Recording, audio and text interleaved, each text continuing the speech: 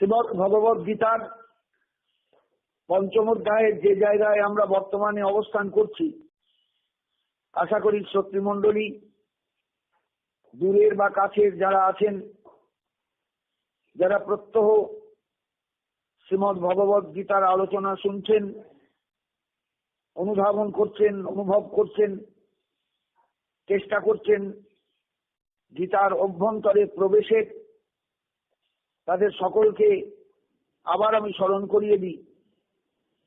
আমরা আসছি প্রথমে এর আগের যে যোগ, সেই যোগ জ্ঞানযোগ, সেখান থেকে সন্ন্যাস যোগে। ভগবান নিজেই বলে দিয়েছেন যে সন্ন্যাস এবং কর্মযোগ, তয়স্তু কর্মসন্ন্যাসাৎ কর্মযোগ ও বিশিষ্যতে। সন্ন্যাস এবং কর্মযোগ দুটোই নিষ্ক্রিয়স্কর, দুটোই মানুষের কাছে মঙ্গলজনক, কিন্তু তার মধ্যে কর্মসন্ন্যাসের থেকেও কিন্তু কর্মযোগ শ্রেষ্ঠ। বলে কেন? তার উত্তর দিয়ে যাচ্ছেন পরপর 3, 4, 5, 6 প্রভৃতি শ্লোকে। বিষয়টা হয়তো অনেকের কাছে খুব কঠিন মনে হবে, কঠিন কিন্তু নয়। একটু পেছন দিকে হাঁটতে হবে। সন্ন্যাস যোগের আগে জ্ঞানযোগের শেষ যে শ্লোক দুটি, সে দুটোকে বারবার অনুভব করতে হবে। অনুভব করলেই বুঝতে পারবেন সন্ন্যাস যোগে ভগবান কি বলতে চাইছেন। অর্জুনকে বলছেন কর্ম সন্ন্যাসের থেকেও কর্মযোগ কিন্তু শ্রেষ্ঠ। কেননা কর্ম সন্ন্যাসী অনেক সময় জ্ঞানীরা হন, তারা কর্ম ত্যাগ করেন, কিন্তু কর্ম ত্যাগ করে সংসারে কেউ চলতে পারে না, চলা সম্ভব নয়। আমরা যাই করি না কেন সবই কিন্তু কর্ম। অতএব কর্মযোগে নিজেকে প্রতিষ্ঠিত করাটাই কিন্তু শ্রেয়। আর এই কর্মযোগ কিন্তু কর্ম সন্ন্যাসের উপর দাঁড়িয়ে আছে। কর্মযোগ অর্থাৎ প্রতিটা কর্ম করবার সময়, প্রতিটা কর্মকালে কর্মী মনে করছেন বা মনে করবেন আমি কিন্তু কর্তা নই, আমার কোনো ফলাকাঙ্ক্ষা থাকতে পারে না, সংসারে আছি তাই কর্ম করতেই হবে। কিন্তু আমি যদি ফলাকাঙ্ক্ষা শূন্য হয়ে চলি তাহলে তো আমার কোনো কর্ম বন্ধন থাকবে না। এই জন্যই পরের শ্লোকে ভগবান বললেন নিত্য সন্ন্যাসী হয়ে সংসারে চলো। জ্ঞেয় নিত্য সন্ন্যাসী যৌন দেশটি ন কাঙ্ক্ষতি নির্দ্বন্দ্ব হি মহাবাহ সুখং বন্ধাৎ প্রমুচ্যতে। কথাগুলো মনে হবে অন্যরকম লাগছে, তা নয়। কিন্তু নিত্য সন্ন্যাসী মানে সর্বত্যাগী, সবসময় ত্যাগী।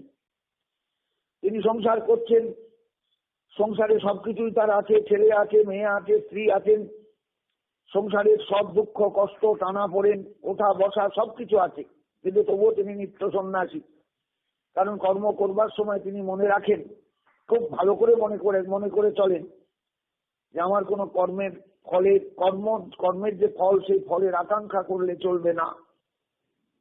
ন কাঙ্ক্ষতি, আগে বললেন দেশটি ন কাঙ্ক্ষতি। কাউকে তিনি এর জন্য দোষারোপ করেন না, কাউকে এর জন্য দোষ দেন না, কাউকে এর জন্য উপেক্ষা করেন না, কাউকে এর জন্য ঘৃণা করেন না, কিচ্ছু করেন না। কারণ তার ভেতরে তো কোনো কামনা নেই। আমরা কামনা নিয়ে সংসারে চলি বলে আমাদের দেশ আছে, রাগ আছে, দুঃখ আছে, ব্যথা আছে, বেদনা আছে, অনেক কিছু আছে। কিন্তু যার কোনো আকাঙ্ক্ষা নেই তিনি নির্দ্বন্দ্ব, সংসারে থেকেও তিনি দ্বন্দ্বাতীত। হে মহাবাহ, হে অর্জুন, তিনি সুখং বন্ধাৎ প্রমুচ্যতে, তিনি কিন্তু খুব সুখেই সমস্ত কর্মবন্ধন থেকে মুক্ত হন। কর্মবন্ধন থেকে মুক্তির সহজতম রাস্তাটা গোবিন্দ দেখিয়ে দিলেন অর্জুনের সামনে।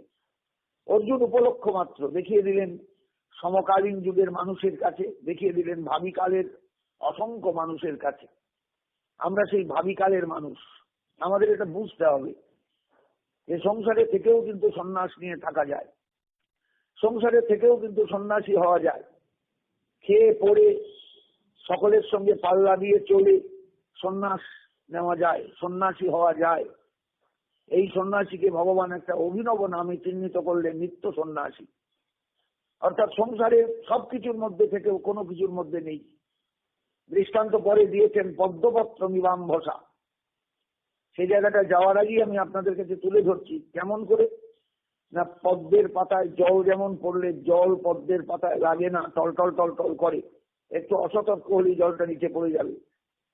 কচু পাতাতে জল রাখলেও যেমন জল কচু পাতার সঙ্গে লাগে না, ঠিক এইরকম কচু পাতাটা উদাহরণ হয়নি কেননা কচু পাতাটা পদ্মের পাতার থেকে নিকৃষ্ট বলে আমরা বলি কচু পাতা, আমরা বলি কচু পোড়া খাও, তাই কচুটা নিকৃষ্ট, তাই পদ্মপত্র মিবাম্ভসা উদাহরণ দিচ্ছেন, অসাধারণ একটা উদাহরণ। তিনি পদ্মের পাতায় জলবিন্দুর মতন সংসারে থাকেন, সংসারের কোনো কিছুর সঙ্গে তিনি স্পৃষ্ট হন না, তার স্পর্শ থাকে না। এবার ভাবুন ব্যাপারটা কেমন দাঁড়ালো।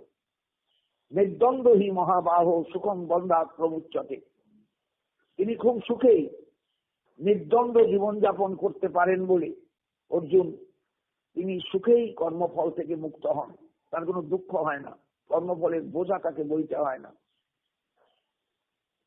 সাংখ্য যোগ পৃথক বালা, এই যে কর্মসন্ন্যাস এবং কর্মযোগ এই দুটোকে আলাদা চোখে দেখেন তারাই যারা মূর্খ, যারা বালা, যারা বালক, যারা অজ্ঞানী জ্ঞানহীন, তারা পণ্ডিত কিন্তু তা দেখেন না।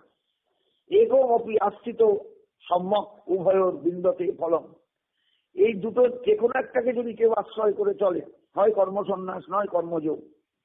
কারণ কর্মযোগ সিদ্ধ হয় সেদিনই যেদিন কর্মসন্ন্যাস মানুষের মধ্যে আসে। সব কর্মের মধ্যেই সন্ন্যাস থাকবে, সব কর্মের মধ্যেই ত্যাগ থাকবে, সব কর্মের মধ্যেই থাকবে অহংকার শূন্যতা, আত্ম অহংকার শূন্যতা। ভাবুন এবার সেই কর্মী কেমন কর্মী। আমরা তো কর্ম করার আগেই আমরা গাছে না উঠতেই এক কাঁদি, খেয়ে বসে থাকি, পেরে বসে থাকি। ব্যাপারটা কিন্তু এত সস্তা নয়। জগতে কর্মফলের হাত থেকে মুক্ত হতে গেলে মানুষকে অসম্ভব রকমের সাবধানী হতে হয়। এই সাবধানতাই হলো নিত্য সন্ন্যাস নিয়ে চলা, নিত্য সন্ন্যাসী হয়ে সংসারে থাকা। সংসার সবই করছি, সংসারে সবই করছি, কিন্তু ভেতরে কোনো আকাঙ্ক্ষা রাখলে চলবে না। এই জন্য আমি অদ্বৈত প্রভুর উদাহরণটা দুদিন দিয়েছি আপনাদের কাছে।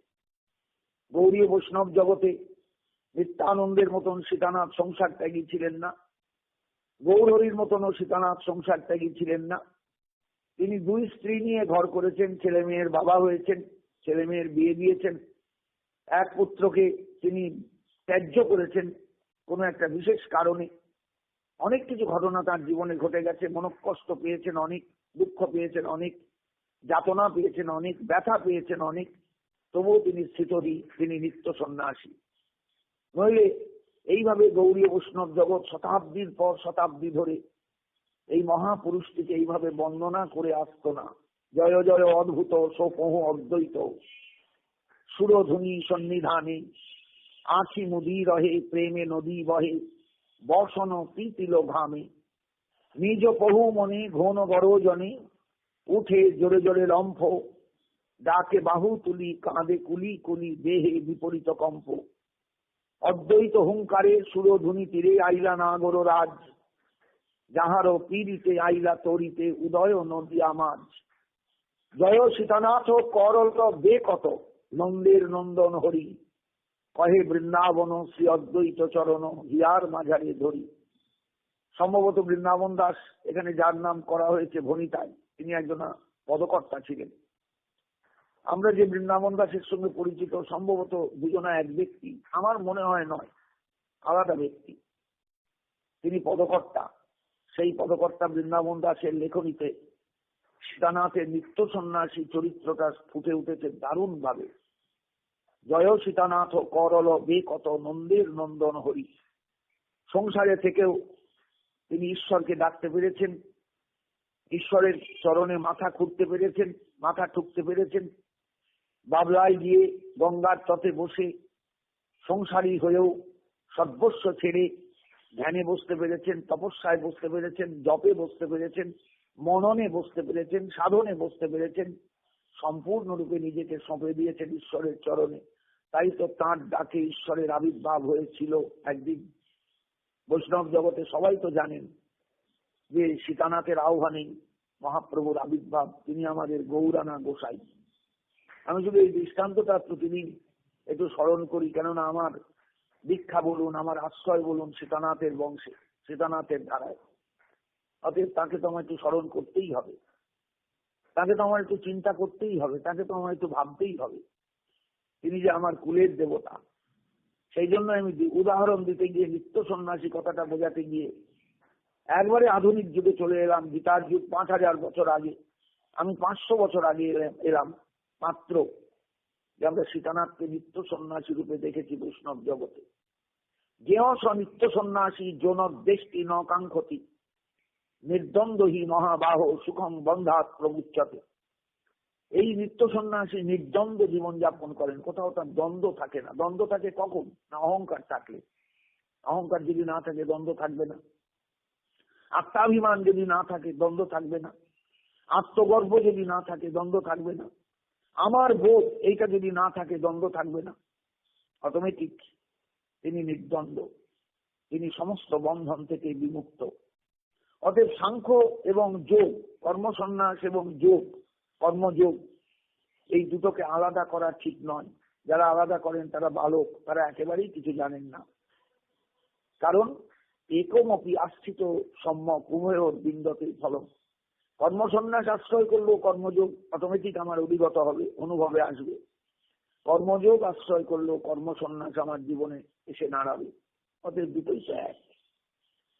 যত সাংখ্যই প্রাপ্যতে স্থান তৎ যোগই গতি গম্যতে। একই কথা বলছি আমরা 3-4 দিন আলোচনা করছি, কারণ বিষয়টা কঠিন। কর্মসন্ন্যাস আমাকে যে জায়গায় নিয়ে যাবে, কর্মযোগও কিন্তু আমাকে সেই জায়গাতেই নিয়ে যাবে, কারণ দুটোই তো এক। একম সাংখ্যঞ্চ যোগঞ্চ য পশ্যতি স্বপশ্যতি। অতএব যিনি দ্রষ্টা, যিনি কর্মসন্ন্যাস এবং কর্মযোগকে একভাবেই দেখেন, একরূপেই দেখেন, তিনি প্রকৃত দেখতে পাবেন, বুঝতে পারবেন। য পশ্যতি, যিনি দেখতে পান তিনিই দেখবেন, যিনি দেখতে পান না তিনি দেখবেন না। তিনি আলাদা চোখে দেখবেন, ভিন্ন চোখে, ভিন্ন দৃষ্টিতে দেখবেন। আমরা এগুলো সব কিন্তু আলোচনা করেছি আগে। পরেই বলছেন ভগবান, মনে রেখো অর্জুন, সন্ন্যাসস্তু মহাবাহ দুঃখ মাপ্তম অযোগত। কর্মযোগ যদি সিদ্ধ না হয় তাহলে কর্মসন্ন্যাস কিন্তু কিছুতেই সিদ্ধ হবে না। দুটো এক হলে কি হবে? সন্ন্যাসস্তু মহাবাহ, হে মহাবাহ, তুমি গায়ের জোর ফলাতে পারো, শত্রু নিধন করতে পারো, কিন্তু এই যুগাঙ্গের কথা, যুগের কথা তুমি বুঝবে কেমন করে? তাই ছোট্ট একটু শ্লেষ রইল সম্বোধনে, হে মহাবাহ, সন্ন্যাসস্তু মহাবাহ দুঃখ মাপ্তম অযোগত। অযোগত মানে যোগশূন্য হলে, কর্মযোগ যদি ঠিক ঠিক বোধের মধ্যে না আসে, শুধু কর্মসন্ন্যাস কিন্তু তোমার কাছে দুঃখজনক হবে। তুমি কোন কর্মটা ছাড়বে, কোন কর্মটা গ্রহণ করবে বলো তো? কোনটা তোমার কাছে 1 নম্বরের হবে, কোনটা তোমার কাছে অনেক পেছিয়ে থাকবে? সব কর্মই তো কর্ম, সবই তো বন্ধন এনে দেবে। অতএব সেখানে তোমাকে দুঃখ পেতে হবে, কর্মফলের ভাগী হয়ে দুঃখ পেতে হবে। যোগযুক্ত মনির্ব্রহ্ম ন তীরেন অধিগচ্ছতি। একমাত্র কর্মযোগে যুক্ত হয়ে যদি তুমি চলতে পারো সংসারে, সমস্ত কর্ম ঈশ্বরে সমর্পণ করে, অহংকার বর্জিত হয়ে, আমিত্ব বর্জন করে যদি তুমি চলতে পারো, তাহলে তুমি অনায়াসে ব্রহ্ম অনুভব করবে, ব্রহ্ম প্রাপ্ত হবে, তোমার ব্রহ্মানুভূতি আসবে। জগৎটা তো ব্রহ্মময়, জগৎটা তো ঈশ্বরময়। যেটা ব্রহ্মতত্ত্বে ব্রহ্মানুভূতি, সেটা ঈশ্বর তত্ত্ব ভাবনা, ঈশ্বরের সর্বস্ব সমর্পণ। ব্যাপারটা একই। ভক্তিযোগে ঈশ্বরের সমর্পণ, জ্ঞানযোগে কর্মসন্ন্যাসে সেটাই ব্রহ্মানুভব। তত্ত্বটা এক, ব্যাপারটা এক। যোগযুক্ত বিশুদ্ধাত্মা বিজিতাত্মা জিতেন্দ্রিয় সর্বভূতাত্ম ভূতাত্মা কুর্বন্নপি ন লিপ্যতে। মোদ্দা কথা কি জানো অর্জুন? যিনি যোগযুক্ত হয়ে সংসারে চলতে পারেন, যিনি বিশুদ্ধাত্মা, আমি কালকেও বলেছি, কতগুলো বিশেষণ একবার দেখুন। প্রত্যেকটা কিন্তু সাধকের বিশেষণ, যোগীর বিশেষণ, কর্মীর বিশেষণ। যোগযুক্ত বিশুদ্ধাত্মা বিজিতাত্মা জিতেন্দ্রিয় সর্বভূতাত্ম ভূতাত্মা কুর্বন্নপি ন লিপ্যতে। মাথায় রেখে দিও কথাটা। সবকিছু করেও কোনো বন্ধন আসে না জীবনে কার? না যিনি যোগযুক্ত হয়ে সংসারে চলেন। এই সংসারে সমস্ত কর্ম করবার সময় যোগযুক্ত হয়ে সংসারে থাকেন, অর্থাৎ সবকিছুকেই মনে করেন, সব কর্মেই মনে করেন এটা ব্রহ্মকর্ম। ওই সেই প্রথম আগের শ্লোক, ব্রহ্মার্পণম ব্রহ্ম হবি ব্রহ্মান্ন ব্রহ্মণাহুতম ব্রহ্মৈব তেন গন্তব্যম ব্রহ্ম কর্ম সমাধি।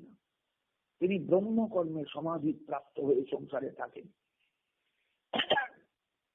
ঈশ্বর কর্মে সমাধি প্রাপ্ত হয়ে, সব ঈশ্বরের কাজ, থুতু ফেলছে, এটাও ঈশ্বরের কাজ। নাক ঝাড়ছে, এটাও ঈশ্বরের কাজ। পেচ্ছাপ করছে, এটাও ঈশ্বরের কাজ। পায়খানায় যাচ্ছে, এটাও ঈশ্বরের কাজ। অদবায়ু ছাড়ছি, পেটটা গুড়গুড় করছে, একটু জোর দিলাম, একটা দুম দুম করে শব্দ হয়ে অদবায়ু বেরিয়ে গেল, এটাও ঈশ্বরের কাজ। ভাবতে পারবেন জায়গাগুলো? অনুভব করতে পারবেন? খারাপ কাজটা ঈশ্বরের নয়, ভালো কাজটা ঈশ্বরের, তা তো বললে চলবে না। ব্রহ্মণী আধয় করবানি, আগে পরের শ্লোকে পাবেন। এর নাম হলো যোগযুক্ত হয়ে সংসারে থাকা। কারণ শরীরের কাজ তো শরীর করবেই। খিদে পেলে খেতে মনটা চাইবেই, তৃষ্ণা পেলে জল তৃষ্ণা পেলে জলের জন্য ছটফট করবে ভেতরটা। কিন্তু সর্বদার জন্য যদি ব্রহ্ম সমাধি প্রাপ্ত হয়ে কেউ সংসারে চলে, কর্মযোগে যে ব্রহ্মবোধ, কর্মযোগে যে সাধকের সিদ্ধাবস্থা, সেই জায়গাটায় যদি দাঁড়ান তিনি, তাহলে কেমন লাগবে তাকে? তিনি যোগযুক্ত, সব সময়ের জন্য কর্মযোগে যুক্ত, ঈশ্বরের সঙ্গে যুক্ত অথবা ব্রহ্মের সঙ্গে যুক্ত। বিশুদ্ধ আত্মা, আত্মা বিশুদ্ধ, সেখানে কোন রকম কোনো মালিন্য, কোনো কলঙ্ক কিচ্ছু নেই। বিজিত আত্মা, সম্পূর্ণরূপে নিজের দেহটাকে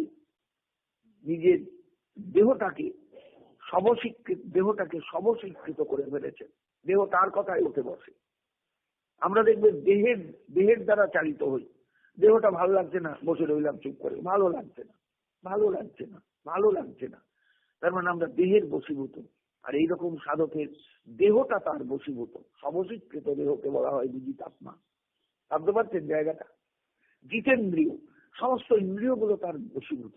ইন্দ্রিয়গুলো তার কথা শুনে, উঠতে বললে ওঠে, বসতে বললে বসে। সার্কাস দেখেছেন? সিংহের খেলা দেখেছেন? বাঘের খেলা দেখেছেন? হাতে ছোপটিটা নিয়ে সেই রিং মাস্টার যখন বাঘটাকে ভেতর থেকে, খাঁচার থেকে বাইরে আনে, ঘাঁক করে ওঠে, কিন্তু ক্ষমতা নেই তার। ওই হাতের একটা ছোপটির বাড়ি খেলে, ইলেকট্রিকের শক খেলেই বাঘ চুপ করে যাবে, সিংহ চুপ করে যাবে। ইন্দ্রিয়গুলোকে এইভাবে চুপ করিয়ে যিনি রাখতে পারেন, তিনি হলেন জিতেন্দ্রিয় পুরুষ। আমরা ইন্দ্রিয়ের বশীভূত, আর ইন্দ্রিয়গণ তার কাছে বশীভূত। জিতেন্দ্রিয়ের লক্ষণ হলো এই। সবচেয়ে বড় বিশেষণ হলো ভূতাত্মা। সমস্ত প্রাণী তার মধ্যে যিনি আছেন তাকে অনুভব করতে পারেন তিনি, এবং সঙ্গে সঙ্গে সর্বভূতের আত্মায় আত্মভাবদর্শী। সর্বভূতের আত্মাকে অনুভব করেন এবং সেই আত্মার মধ্যে নিজেকে অনুভব করেন, আত্মভাবদর্শী। এটা মারাত্মক জায়গা। আমরা যেমন একটা পিঁপড়েকে গুরুত্বই দিই না, পায়ে চটকে দিয়ে চলে যাই। একটা প্রাণীকে গুরুত্বই দিই না, পায়ে চেপে দিয়ে চলে যাই। তিনি ভূতাত্মা, তিনি অনুভব করেন সমস্ত প্রাণীর মধ্যে তিনি আছেন। আর সেই সমস্ত প্রাণীর মধ্যে যিনি আছেন তাকে নিজের মধ্যে অনুভব করে, সব প্রাণীর আত্মার মধ্যে নিজেকে অনুভব করে চলা, এটা চারটিখানি কথা নয়।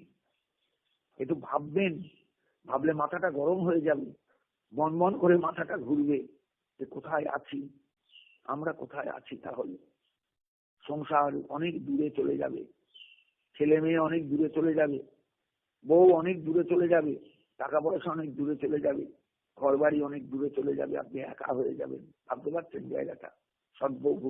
ভূতাত্মা এইরকম যদি হয়ে কেউ থাকতে পারেন সংসারে, উদ্বন্ধপি নলিপ্ততে, তিনি সব কাজ করুন, যত নোংরা কাজ তিনি করুন, কিন্তু কখনোই কর্মফলে তিনি লিপ্ত হন না, কর্মবন্ধনে তিনি পতিত হন না।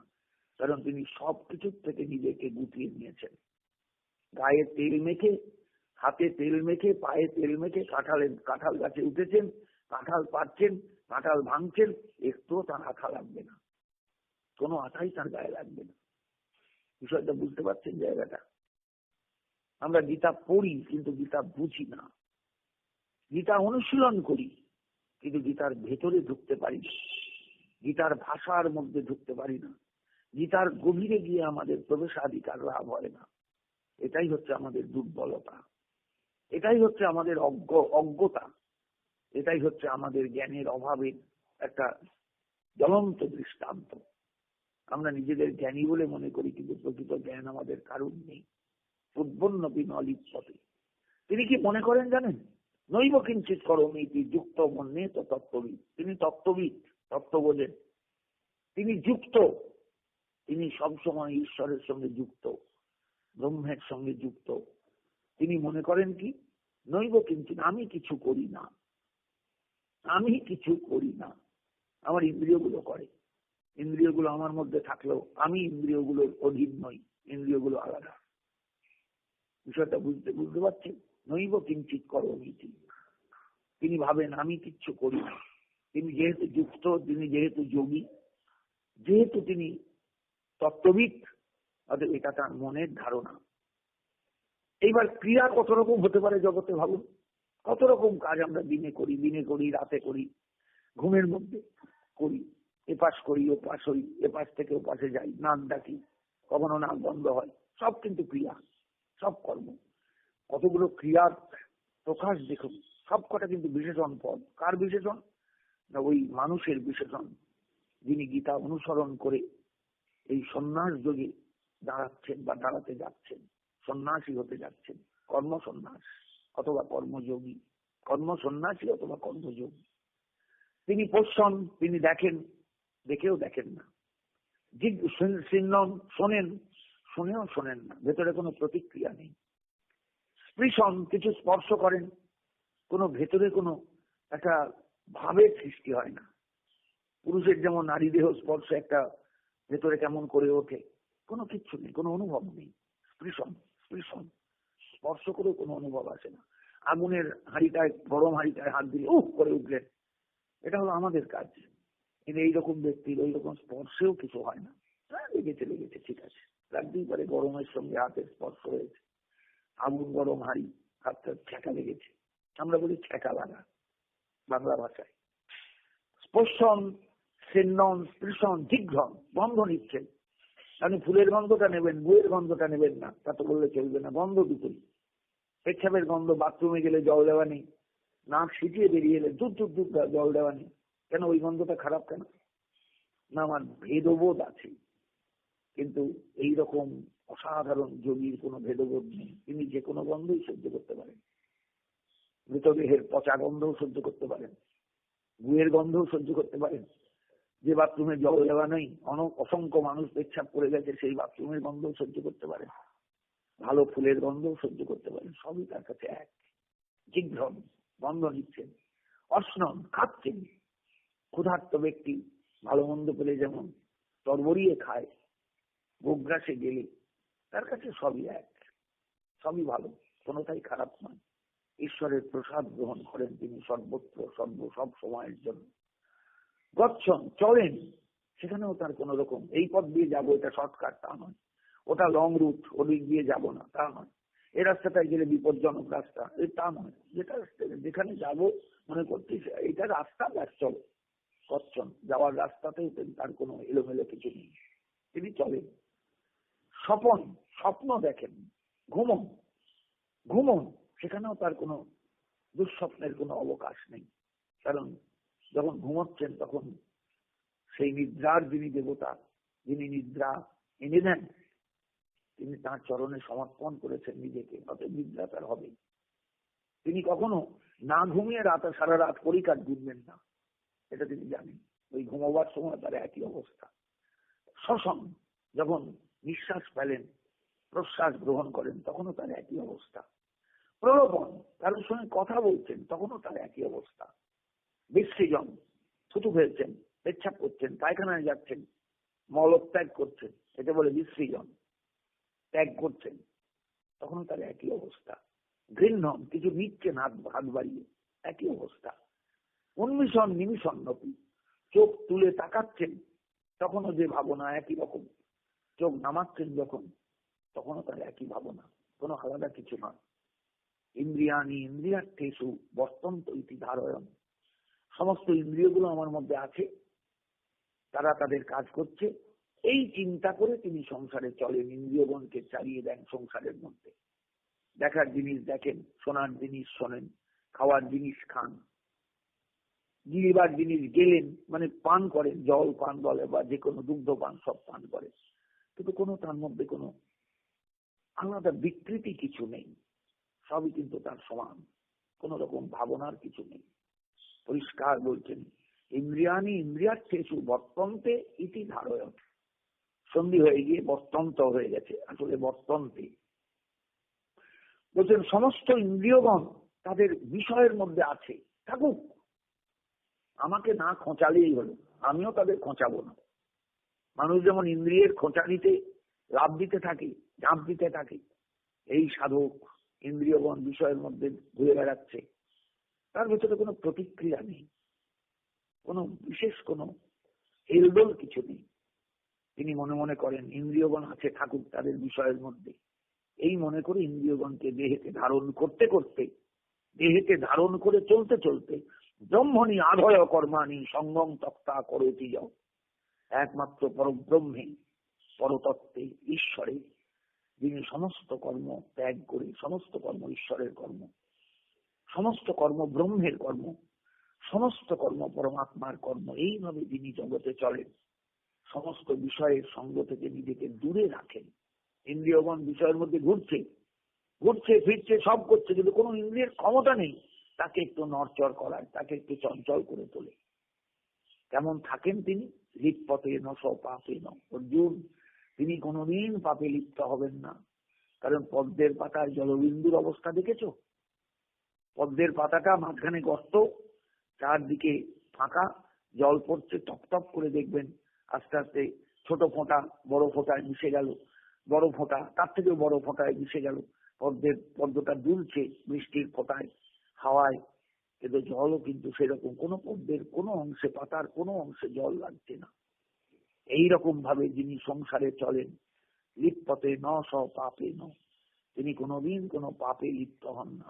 অর্জুন, নিজের চরিত্রটাকে দৃঢ় করো, চরিত্রটাকে শক্ত করো, নিজের জায়গাটা বোঝো, নিজের অবস্থানটা বোঝো। তুমি একেবারে নিচু স্তরের হয়ে গেলে যে, আমার ভালো লাগছে না তোমাকে, আমার ভালো লাগছে না। পদ্মপত্রে জলবিন্দুর মতন তোমাকে থাকতে হবে। আমরা বাংলায় একটা গানে বলি না, জলে জলে নামবো চুল ভেজাবো না, আমার যেমন বেনি তেমনি রবে চুল ভেজাবো না, ওগো চুল ভেজাবো না আর বেনি ভেজাবো না। ঠিক এক ব্যাপার, বিষয়টা এক। সংসারের সবকিছুর মধ্যে থাকলেও এই মহাকর্মযোগী, এই মহাকর্ম সাধক, এই মহাকর্ম সন্ন্যাসী ঠিক পদ্ম পাতায় জলবিন্দুর মতন থাকেন। কোথাও তার কোনো স্পর্শ নেই, কোনো ভেতরে কোনো উচাটন নেই, ভেতরে কোনো চঞ্চলতা নেই। তিনি স্থির হয়ে ঈশ্বরের সবকিছু সমর্পণ করে সংসার করে চলেন, নিত্য সন্ন্যাসী। কায়েন মনসা বুদ্ধা কেবলই ইন্দ্রিয় রূপী যোগিনক কর্ম কুর্বন্তী সঙ্গম তত্ত্বাত্ম শুদ্ধই। কথাটা প্রসঙ্গটা একটু সামান্য পাল্টালো, গোবিন্দ পরিষ্কার বলছেন, কায়েন মনসা বুদ্ধা কেবলই ইন্দ্রিয় রূপী। এরা কি করে জানো? দেহ দিয়ে, মন দিয়ে, বুদ্ধি দিয়ে, ইন্দ্রিয় দিয়ে, কেবল ইন্দ্রিয় দিয়েও কিচ্ছু করেন না। তারা সব করেন, যোগী যারা, এই কর্মযোগী যারা কর্ম করেন কিন্তু সঙ্গ ছেড়ে দিয়ে। দেহটাকে দিয়ে কাজ করাচ্ছেন, কিন্তু দেহটার সঙ্গে কর্মের যোগ কম নেই। মনটাকে দিয়ে কাজ, মনটাকে কাজে লিপ্ত করেছেন, নইলে নিখুঁত কাজ হবে না, কিন্তু মনটা কাজের মধ্যে থাকলেও বিষয়ের মধ্যে নেই। বুদ্ধি দিয়ে কাজে লিপ্ত হয়েছেন, বুদ্ধিটাকেও সেইভাবে কিন্তু কাজে লিপ্ত করলেও করেন না, শুধু কেবলই ইন্দ্রিয় লোপী, ইন্দ্রিয়গণ কাজ করে যায়, মন লিপ্ত হয় না, বুদ্ধি লিপ্ত হয় না, দেহটা লিপ্ত হলেও লিপ্ত হয় না। ভাবতে পারবেন জায়গাটা? আমাকে আবার আলোচনায় আসতে হবে আগামীকাল এই বিষয়টা নিয়ে। যোগিনক কর্ম কুর্বন্তী, এটা হলো যোগীর কাজ। যারা প্রকৃত কর্মযোগী, কর্ম সন্ন্যাসী, যারা সন্ন্যাস যোগে সিদ্ধ, সেই যোগীগণ কর্ম করেন সঙ্গম তক্তা আত্মশুদ্ধ হয়ে, কোনো বিষয়ের সঙ্গে লিপ্ত হন না, সঙ্গ ছেড়ে কাজ করে। কেন না? আত্মশুদ্ধ হয়ে, নিজের আত্মশুদ্ধিটাকে ভালো করে চিন্তা করেন সর্বদা। আমার আত্মা অশুদ্ধ হয়ে গেল না তো এই কর্মে লিপ্ত হয়ে? আমার আত্মা অশুদ্ধ হয়ে গেলেন না তো এই ব্যাপারটার মধ্যে ঢুকে? সব সময়ের জন্য ভীষণ সাবধান হয়ে জগতে পা ফেলেন, ভীষণ সাবধান হয়ে কর্মে প্রবৃত্ত হন, অসম্ভব সাবধানতার সঙ্গে জগতে পা রাখেন, পা তোলেন, আবার দ্বিতীয় পা রাখেন, আবার দ্বিতীয় পা তোলেন। ভাবতে পারছেন জায়গাটা? আমরা বাইরে থেকে কিচ্ছু বুঝতে পারবো না। বিরাট বিরাট সাধকেরা, বিরাট বিরাট যোগীরা সংসারে কেমন করে চলতেন, কেমন করে থাকতেন, তাদের খাওয়া দাওয়া কেমন, তাদের শোয়া কেমন, তাদের পায়খানা যাওয়া কেমন, পেচ্ছাপ করা কেমন, সব তারা করতেন বা সব তারা করে থাকেন। কিন্তু সব সময়ের জন্য তত্ত্বজ্ঞান খুব সাংঘাতিক ভাবে তত্ত্বজ্ঞান কেমন করেনি। যোগিনক কর্মপূর্বন্তী সঙ্গম তক্তা আত্মশুদ্ধায়, আত্মশুদ্ধি ব্যাপারটাকে সবসময় খেয়াল রাখে। আমার আত্মা যেন পড়ে না যান, নিম্নগামী হয়ে না যান। আমি আত্মাকে যে জায়গায় টেনে তুলতে চাইছি, যেন আত্মা সেই জায়গায় উঠে থাকতে পারেন, সেই জায়গায় স্থিতি লাভ করতে পারেন। শুধু তুললে হবে না, যে কোনো মুহূর্তে আত্মা নিচে নেমে যেতে পারেন। অতএব একটা জায়গায় একটা স্ট্যাটাসে তাকে নিয়ে গিয়ে রাখতে হবে, যে স্ট্যাটাসটা একমাত্র সাধনা ছাড়া, কর্মযোগে সিদ্ধ না হলে, কর্মসন্ন্যাস যদি সিদ্ধ না হলে মানুষ কোনোদিন লাভ করতে পারে না। বিষয়টা জোরালো, খুব কঠিন, খুব তাৎপর্যময়, খুব অনুভবের জায়গা। সকলে অনুভব করুন, আস্বাদন করুন। আবার আলোচনায় আসবো আগামীকাল। সকলে ভালো থাকবেন। জয় নিতাই, জয় গৌরহরি, জয় শ্রীমদ্ ভগবদ্ গীতা।